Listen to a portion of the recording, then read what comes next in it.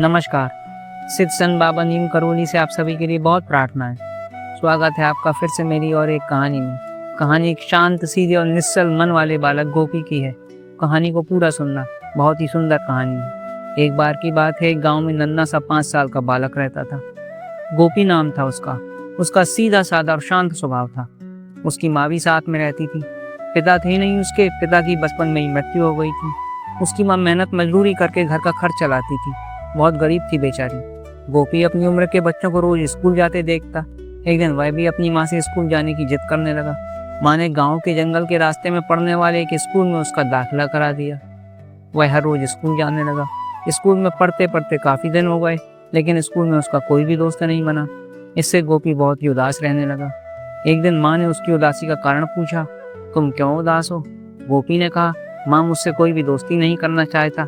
School में मेरा कोई भी दोस्त नहीं है। माँ समझ गई कि गरीबी के कारण मेरे बेटे को कोई भी अपना दोस्त नहीं बनाना चाहता। माँ शांत हो गई।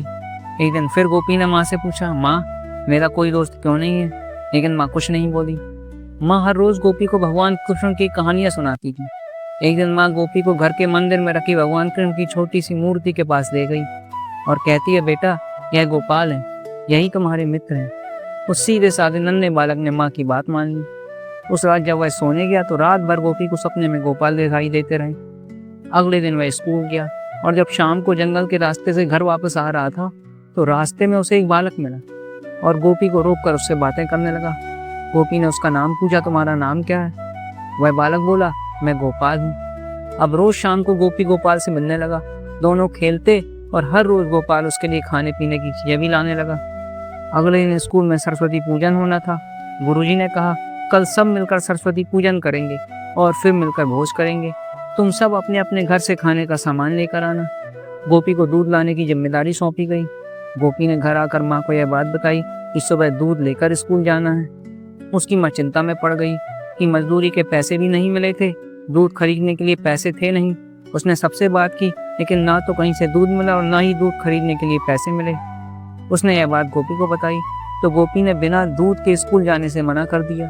लेकिन माँ ने उसे यह समझा कर स्कूल भेजा कि बाकी के बच्चे दूध लाए होंगे और तुम गुरुजी को दूध न लाने का कारण बता देना। अगले दिन वह सुबह बहुत उदास मन से स्कूल जाने लगा। जंगल के रास्ते में गोपी देखता है कि उसका मित्र गोपाल उसका इंतजार कर रहा है।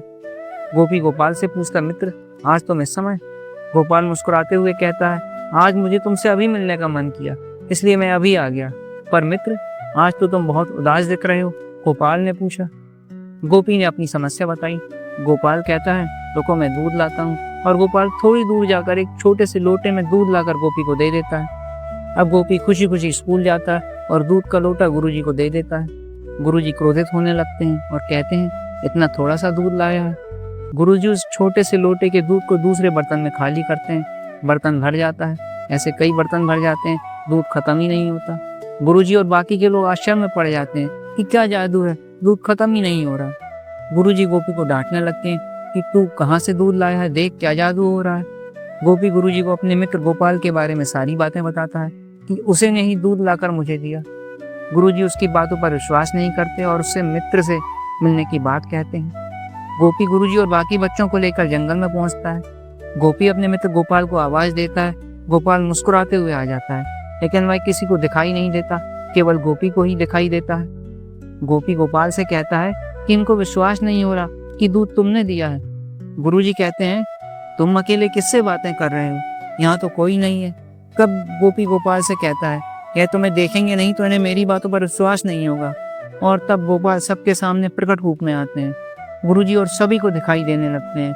गुरुजी उनको देखकर पहचान जाते हैं, यह तो हमारे मदन मोहन है, कन्हैया जी हैं, यही गोपी के मित्र हैं।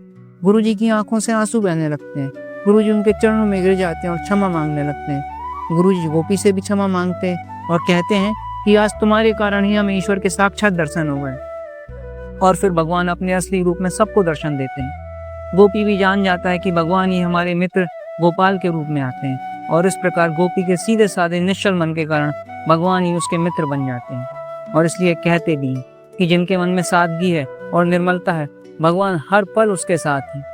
तो आशा करता हूँ मेरी और एक कहानी आपके लिए प्रेरणादायक होगी। कैसी लगी मेरी ये कहानी कमेंट्स करके जरूर बताइएगा। मेरी कहानी को लाइक और शेयर भी करिएगा मेरी ऐसी और भी कहानियों को सुनने के लिए मेरे चैनल को सब्सक्राइब भी करिएगा।